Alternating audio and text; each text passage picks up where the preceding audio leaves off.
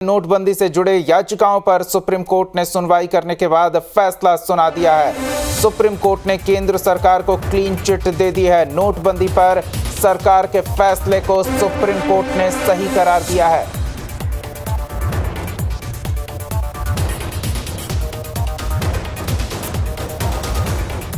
तो बड़ी खबर इस समय की आपको बता रहे हैं, नोटबंदी प्रक्रिया में कोई गड़बड़ी नहीं, ये कहा गया है सुप्रीम कोर्ट की ओर से। आर्थिक फैसले को पलटा नहीं जा सकता है। सुप्रीम कोर्ट ने नोटबंदी से जुड़ी याचिकाओं पर सुनवाई करते हुए स्थिति स्पष्ट की और कहा कि आर्थिक फैसले को पलटा नहीं जा सकता है। अमित चौधरी हमारे सहयोगी अवनीश चौधरी हमारे साथ जुड़ चुके हैं। अवनीश, नोटबंदी पर अब सुप्रीम कोर्ट का साथ मिल गया, कह सकते हैं इस फैसले के बाद सरकार को। जी बिल्कुल, केंद्र सरकार के लिए दीपक बहुत बड़ी राहत की खबर है, क्योंकि सुप्रीम कोर्ट की 5 जजों की संवैधानिक बेंच है, जिसका सुप्रीम फैसला कहा जा सकता है, जिसने इसके ऊपर 5 दिनों तक पूरी सुनवाई की। इसमें जो सवाल फ्रेम किए गए थे, 9 सवाल इसमें याचिकाकर्ताओं ने उठाए थे, जिनमें से 6 सवालों को फ्रेम किया गया। उससे संबंधित रिकॉर्ड केंद्र सरकार और आरबीआई से सुप्रीम कोर्ट ने मांगे थे फैसला रिजर्व करने से पहले। उनके विश्लेषण के बाद ये फैसला दिया और ये साफ तौर पर कहा कि जो नोटबंदी का फैसला लिया गया था, उसके लिए जो कानूनी प्रक्रिया अपनाई गई, उसमें किसी तरह की कोई कमी नहीं थी। और जैसे कि याचिकाकर्ताओं की मांग थी कि इस फैसले को रद्द किया जाए, इस अधिसूचना को रद्द किया जाए और भविष्य में सरकार कोई ऐसा फैसला ना ले, इसके लिए हिदायत दी जाए या डायरेक्शन दी जाए। लेकिन सुप्रीम कोर्ट ने तमाम 58 याचिकाओं को खारिज कर दिया, ये कहते हुए कि जिस तरीके से आरबीआई को लेकर कहा था याचिकाकर्ताओं ने कि ये फैसला आरबीआई का नहीं था, लेकिन जो दस्तावेज पेश किए गए हैं उससे साफ हो गया है कि केंद्र सरकार 6 महीने तक आरबीआई के साथ विचार विमर्श कर रही थी और पूरी तैयारी के साथ नोटबंदी का कदम उठाया गया था। कदम उठाने के पीछे की वजह सुप्रीम कोर्ट में बताई जा चुकी है कि काला धन और जो आतंकवाद के खिलाफ जो हमारी लड़ाई है, आतंकवाद में जो नकली नोटों की जो उसमें आवाजाही रही है लगातार, जिसकी वजह से आतंकवाद से लड़ाई मुश्किल होती जा रही थी। इन तमाम वजहों से ये फैसला उठाना जरूरी था। और जहां तक कानूनी प्रक्रिया का जो सवाल उठाया गया याचिकाकर्ताओं की ओर से, उसको लेकर केंद्र ने जो तमाम दस्तावेज दाखिल किए, सुप्रीम कोर्ट के समक्ष 5 जजों की बेंच उससे सहमत नजर आई और आखिर में ये फैसला दिया गया कि 2016 की नोटबंदी सही थी और भविष्य में पीछे जाकर इस तरह के फैसले पर रोक नहीं लगाई जा सकती। और जो याचिकाकर्ताओं का दावा है कि इसमें आरबीआई को के संबंध में जो प्रक्रिया थी उसका पालन नहीं किया गया, तो ये गलत है। अगर केंद्र अर्थव्यवस्था के लिहाज से ऐसा कोई फैसला लेता है और उसके बाद वो आरबीआई को कॉन्फिडेंस में लेने के बाद उनसे 6 महीने तक इस संबंध में पूरी विचार विमर्श करता है, पूरी तैयारी करती है सरकार, तो इसमें गलत कुछ भी नजर नहीं आ रहा है। और ये फैसला आने के बाद जाहिर तौर पर केंद्र सरकार के लिए एक बड़ी राहत है, क्योंकि केंद्र पर लगातार सवाल उठाए गए थे। सुप्रीम कोर्ट में 1-2 नहीं 58 याचिकाएं दाखिल की गई थी।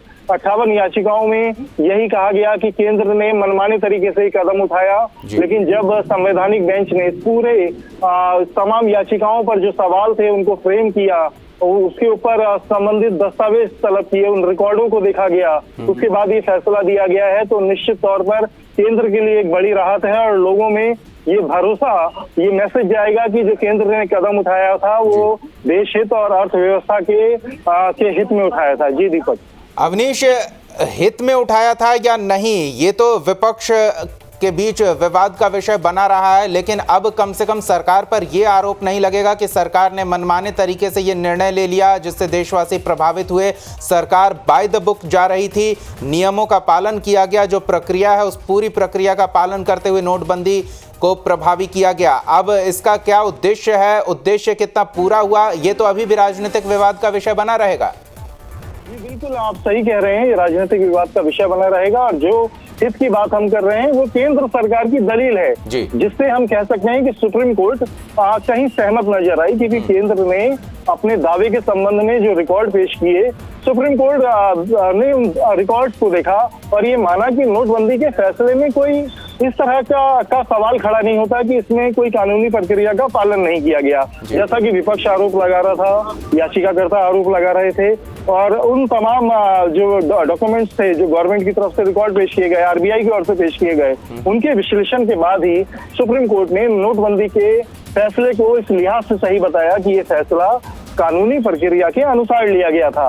अब इसके जो नतीजे हैं वो अभी सामने हैं।